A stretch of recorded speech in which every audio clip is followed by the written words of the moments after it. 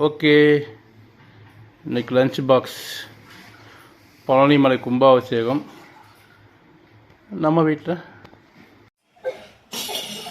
பாலாக்கீரை சாம்பார், சுட சுட சோறு, பாலாக்கீரை சாம்பார், புளி ஊற்றின பச்சை மிளகாய், கேரட் முட்டைக்கோஸ் பொரியல், இது பாலாக்கீரை முட்டை பொரியல், எக் பொரியல், ரசம்.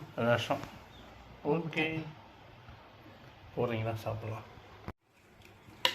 நீங்கள் போடுங்க, நாங்கள் பார்த்துக்குறோம். பயப்படாமல் போடுங்க, நீங்கள் தைரியமாக போடுங்க. சுட சுட சுடான சோறு. போதும் போதும் போதும் போதும் போதும். அப்புறம் வாங்கிக்கிறேன். சாம்பார், பாலாக்கீரை சாம்பார் ஊற்றுங்க. பாலாக்கீரை சாம்பார். ஓகே, இப்போ கேரட்டு, முட்டைக்கோசு, பீன்ஸ் இல்லையா?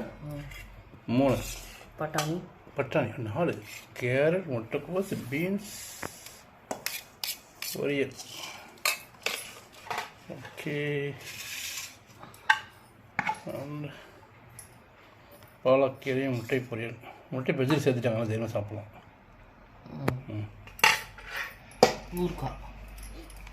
ஊர்காய்.